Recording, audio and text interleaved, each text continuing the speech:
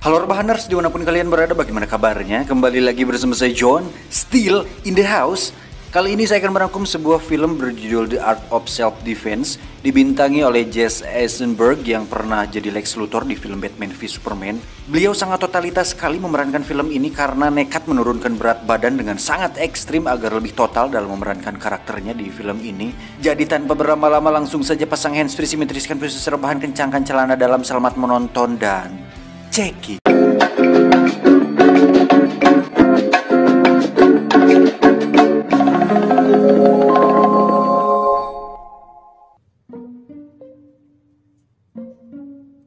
Kisah akan berfokus pada seorang pemuda bernama Casey, di mana dia merupakan manusia yang sangat lemah, pengecut, tak punya keberanian, dan selalu membiarkan dirinya diintimidasi oleh orang di sekitarnya. Dimulai saat di kedai di mana ada pasangan yang sedang memoyok atau mengejek dalam bahasa Perancis yang sebenarnya Casey paham dengan apa yang mereka bicarakan.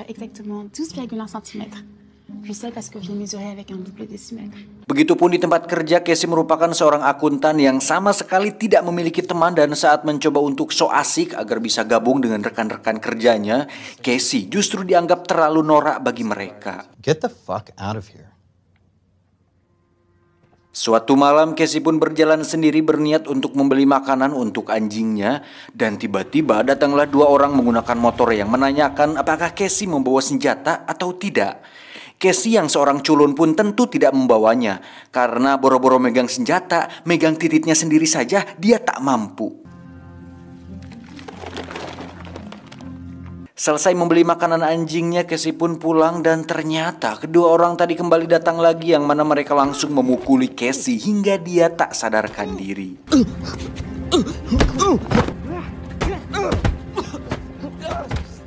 Sempat kritis dan dirawat di rumah sakit, Casey pun kembali ke kehidupannya dengan perasaan lebih khawatir dan tidak tenang. Untuk itu dia nekat memutuskan pergi ke toko senjata dan membeli sebuah pistol untuk berjaga diri.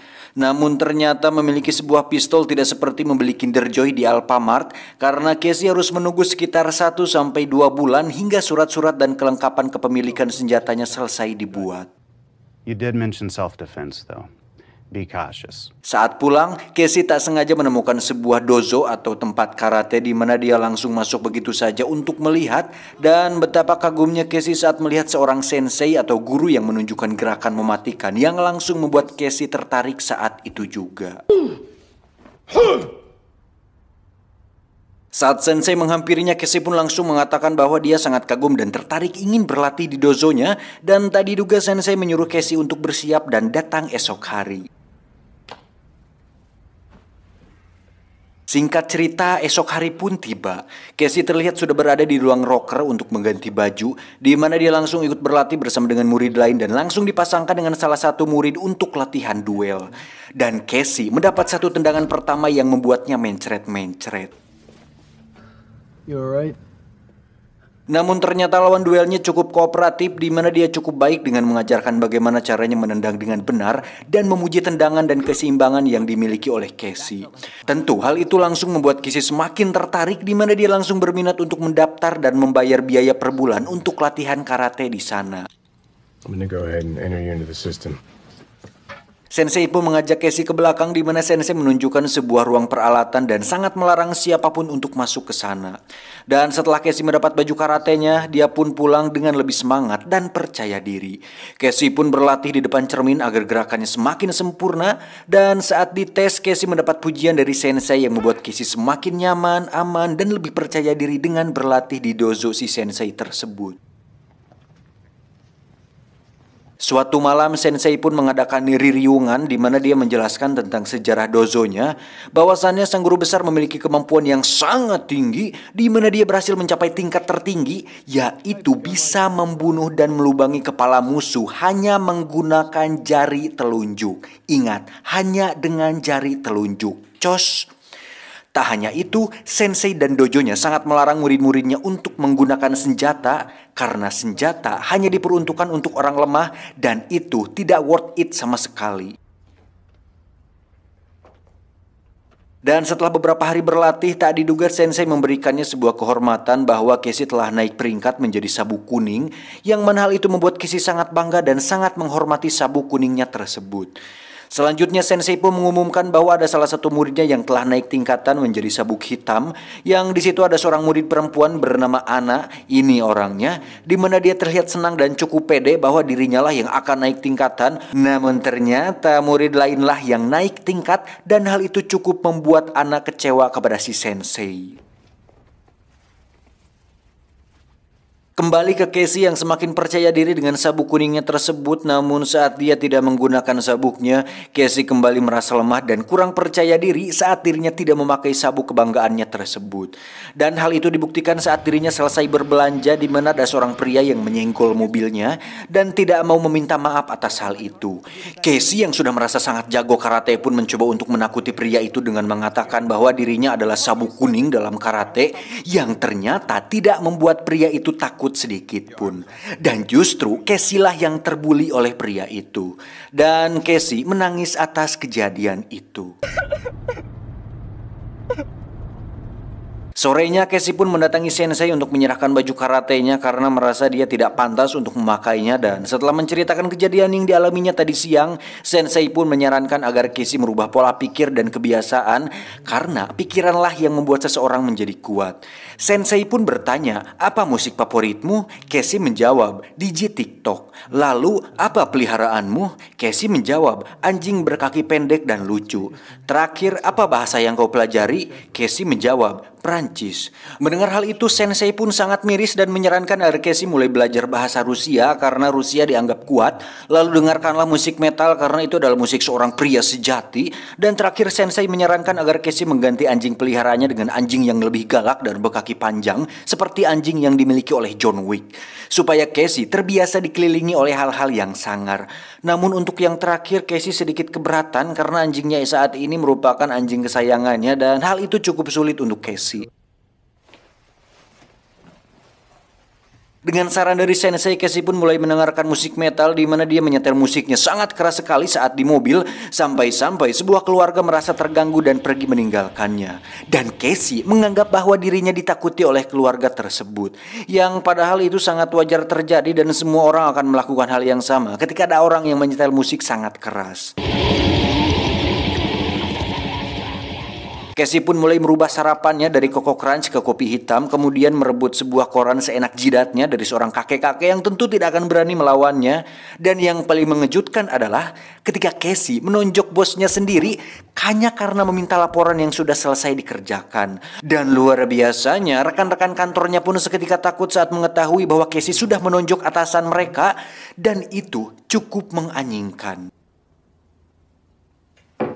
Untuk si anjing, Casey pun tak sanggup jika harus mengusir atau membuangnya dan memilih untuk tetap memeliharanya dengan tidak memanjakannya seperti biasa. Senang akan hal itu, Casey pun memesan sebuah sabuk khusus dengan warna sesuai tingkatan karate yang ada putih, kuning, hitam, dan sebagainya, di mana Casey membagikannya ke setiap murid termasuk Sensei agar semua orang tetap bisa memakai sabuk sesuai warna tingkatan dan tetap percaya diri dengan sabuknya tersebut. Singkat cerita, malam pun tiba. Sensei pun menghubungi Casey bahwa beliau menemukan pelaku sesuai ciri-ciri yang sudah disebutkannya dan menyuruh Casey untuk datang ke sana dan meminta Casey untuk membalas perbuatan yang telah pria itu lakukan tempo hari. Sempat ragu, Casey pun berhasil menumbangkan pria yang sedang mabuk itu dengan sangat mudah, dan tak disangka ternyata Sensei merekam kejadian tersebut, di mana alasan beliau melakukan itu adalah sebagai dokumentasi untuk melihat sejauh mana perkembangan latihannya Casey. Saat pulang ke rumah, betapa terkejutnya Casey saat melihat anjing kesayangannya sudah pingsan, di mana dia membawanya ke rumah sakit dan sang dokter mengatakan bahwa anjingnya saat ini tengah koma dan mengalami beberapa patah tulang rusuk yang kemungkinan diakibatkan oleh sebuah penganiayaan. I know, it doesn't make any sense. Esoknya, Casey langsung pergi ke dojo dan menemui Sensei, di mana Casey akhirnya sadar bahwa Sensei lah yang telah menyiksa anjingnya dengan alasan agar Casey tidak memelihara anjing lemah kesayangannya tersebut. Dan yang paling mengejutkan adalah pria yang mabuk semalam ternyata bukan pelaku yang telah menganiaya Casey, tetapi hanya pria biasa yang sengaja menjadi target Sensei agar Casey bisa meluapkan amarahnya selama ini. Dan saat Casey sudah muak, dia pun berniat pergi dari dojo abal-abal ini. Namun saat Sensei mengatakan bahwa dia memiliki rekamannya saat menyiksa pria yang semalam, Casey pun langsung berhenti, di mana mereka akhirnya terlibat pertarungan yang tentu saja dimenangkan oleh Sensei. Tak bisa kabur atau berhenti dari dojo si Sensei, Casey pun terpaksa melakukan semua yang disuruh Sensei, termasuk menghitung keuangan dojo, di mana Casey kembali menyadari satu hal, bahwa sang Sensei ternyata sudah sering melakukan tindakan licik seperti ini dengan tujuan untuk meraih keuntungan dari uang bulanan latihan di dojonya tersebut. Yang ya bisa dibilang ini adalah pemerasan dengan cara halus dan terkoordinasi, sehingga para murid tidak ada yang berani melaporkannya ke polisi. Dan lagi-lagi terkuaklah fakta baru bahwa pelaku yang telah menyiksa Casey malam itu adalah Sensei dan murid-muridnya tersebut, di mana hal itu dia lakukan agar orang-orang lemah seperti Casey bisa masuk dan bergabung bersama dengan dojonya di Sensei ini. Oke, cukup masuk akal. Saat dalam perjalanan Casey pun dibonceng oleh Anna, di mana Anna ternyata sama-sama bencinya dengan si Sensei ini dan sangat menyesalkan bahwa Casey telah terpancing dan bergabung bersama mereka. Dan ya, malam ini mereka harus mencari target baru untuk dijadikan murid baru, di mana mereka akan mencari seseorang yang lemah seperti si Casey ini, seseorang yang sendirian dan tidak membawa senjata seperti Casey saat malam itu. Dan setelah berkeliling, akhirnya Anna dan Casey menemukan target yang ternyata si target membawa senjata dan berhasil menembak kakinya si Anna. Sontak hal itu membuat Casey maju dan menghajar pria itu, lalu mendagor-dagorkan kepalanya ke besi sampai pria itu tewas saat itu juga. Kejadian di luar kontrol itu pun disesalkan oleh Sensei karena harusnya mereka bertanya dulu apakah target membawa senjata atau tidak. Tapi karena sudah terlanjur, Casey pun mendapat garis merah di sabuknya sebagai tanda bahwa Casey sudah pernah membunuh seseorang, sekaligus menjadi pertama kali dalam sejarah dalam dunia perkaratean dirinya. Setelah mengantarkan Anna pulang, Casey sendiri pulang ke rumahnya, di mana di situ sudah ada seekor anjing galak dengan kaki yang panjang dan sepucuk surat dari Sensei yang berbunyi, "Jadilah berani atau si anjing akan mengoyak tubuhmu." Karena takut, Casey pun kembali ke dojo, di mana dia masuk ke ruangan Sensei dan memeriksa data-data para murid, kemudian mengambil kunci ruangan terlarang dan masuk ke sana. Dan ternyata selain dijadikan ruang peralatan, ruangan tersebut merupakan tempat penyimpanan rekaman-rekaman aksi para murid, atau kita bisa sebut saja sih para korbannya, di mana di situ terdapat kaset rekaman Casey saat kejadian malam penganiayaan tersebut. Dan ternyata orang yang sudah menyiksa dan membuatnya koma waktu itu adalah si murid yang pernah diberikan sabuk hitam oleh Sensei, sekaligus murid yang dibenci oleh Anna karena mendapat perlakuan khusus dari Sensei. Kembali ke Sensei, terlihat dia baru saja bangun tidur di pagi hari, di mana dia menemukan salah satu muridnya sudah tewas gantung diri di dojonya, yang mungkin sudah lelah dengan pemerasan atau sikap dari si Sensei yang menyebalkan ini. Dan dengan santai dan tanpa rasa bersalah, Sensei pun menyeret pria itu kemudian memasukkannya ke dalam kotak pembakaran untuk menghilangkan jasadnya. Dan sampai sini kita bisa simpulkan bahwa si Sensei cenderung memiliki kepribadian psikopat yang hanya mementingkan tujuan pribadinya sendiri. Selesai melenyapkan jasad muridnya, Sensei pun duduk di depan foto sang guru besar, dan tak lama muncullah Casey yang mengatakan bahwa dia sudah mengetahui semua kebusukannya dan menantang si Sensei untuk duel bersama dengannya. Sempat menolak karena tahu sudah pasti akan menang, Sensei pun menerima tantangan tersebut untuk menunjukkan bahwa Casey sama sekali tak sebanding dengan dirinya. I accept. Singkat cerita, mereka pun telah siap untuk duel, di mana Sensei memberikan hormat terlebih dahulu. Namun yang paling mengejutkan dari yang paling mengejutkan adalah Casey mengambil pistol dan langsung menembak si Sensei tepat di kepalanya. Ternyata surat dan perizinan kepemilikan senjata yang Casey ajukan waktu itu sudah selesai dibuat, di mana Casey mengatakan bahwa memang senjata hanya untuk orang lemah dan memang dia lemah, mengakui itu dia. Namun faktanya sekarang si Sensei tewas dan Casey masih hidup, yang berarti bahwa Casey lebih kuat dibandingkan si Sensei ini. Dan yang terjadi selanjutnya benar-benar tak terduga karena Casey mengaku telah membunuh Sensei menggunakan satu jari seperti yang telah dilakukan oleh sang guru besar, di mana mereka semua percaya begitu saja dan menuruti semua kata-kata yang Casey ucapkan.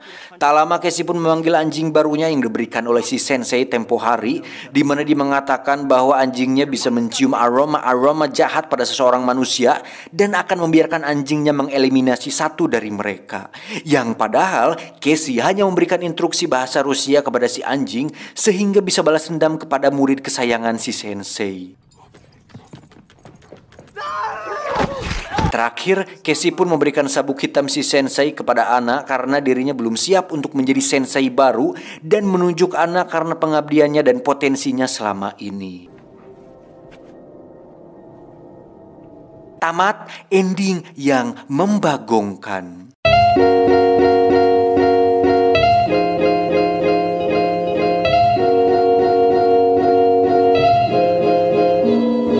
Secara keseluruhan ceritanya agak surrealis sebenarnya, semacam cerita di luar nalar atau logika yang memiliki pesan tertentu di dalamnya. Dan dari yang saya riset dari film ini katanya lebih ke dark comedy atau komedi hitam, komedi gelap yang benar-benar disuguhkan dengan begitu halus dan lembut. Kalau kalian nonton langsung filmnya pasti akan lebih terasa dark komedinya. Dari penemuan riset yang dilakukan oleh tim IQ 7 cabang Zimbabwe, film ini adalah sebuah karya dari sutradara bernama Riley Stearns, di mana dia ingin menyampaikan suatu permasalahan mengenai maskulinitas atau kejantanan dan kekuatan seseorang, bahwasannya kita terlalu menganggap atau kita masyarakat terlalu menganggap bahwa pria yang jago bela dirilah yang cowok banget, yang manly, yang suka denger lagu metal atau musik metal, peliharaan galak, bersikap keras, polontong. Itulah paradigma masyarakat mengenai seseorang yang cowok banget atau manly banget. Padahal seorang pria lembut, peduli pada sekitar, care terhadap sesama jenis atau lawan jenis, itulah jantan dan itu cowok banget. Nah, dalam film ini Riley benar-benar ingin mengeluarkan semua keresahannya dalam bentuk yang benar-benar diartikan secara harfiah atau sebagaimana aslinya. Contohnya, senjata memang diperuntukkan untuk orang yang lemah dan ada aturan khusus dalam bela diri mengenai pemakaian senjata tertentu. Namun dalam dunia nyata, senjatalah yang menang. Anda sering nonton Bruce Lee dan hafal beberapa gerakannya, kalau dibegal tetap saja boleh cak. Main Tekken berjam-jam kalau cuma belajar bela diri tingkat amatir mah tetap saja diadu dengan peluru mah tewas. Jangankan yang gak bisa bela diri, yang jago bela diri saja belum tentu bisa melawan peluru, kecuali Demian atau David Blaine kali, itu juga dalam pertunjukan sulap. Intinya, jangan pernah merasa menjadi cowok sejati sebelum Anda bisa sayang dan peka terhadap pasangan. Aduh, kenapa jadi bucin? Saya John undur diri dan mengucapkan terima kasih. Adios. Ikan mujair Albania. Udahlah.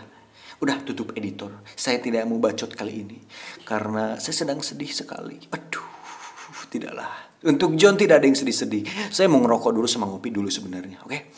Bye-bye untuk kalian, jangan jaga kesehatan pokoknya. Ya, jaga kesehatan, baik-baik semuanya di sana yang lagi nonton ini. Semoga kalian semua sehat, diberi kelancaran dan kesuksesan di dalam semua impian dan apapun yang kalian lakukan selama itu baik. Anjir, ketumben bijak sekali sih John. Tapi gak apa-apa lah. Kali-kali bener lah hidup. Masa tidak benar terus? Masa terus-terusan toksik? Masa terus-terusan harus menjadi sampah masyarakat bagi orang? Bijaklah sedikit-sedikit. Kita salurkan aura-aura positif dalam diri kita untuk membuat orang-orang di sekitar kita atau orang di dekat kita menjadi menjadi positif dan menjadi yang lebih baik lagi gitu. Ngelantur kemana-mana karena belum ngudut. Sudahlah, banget dulu ya. Intinya udah gitu aja, jaga kesehatan ya. Baik-baik buat kalian semua di sana. I love you. Goodbye forever and never surrender, never surontot. Bye.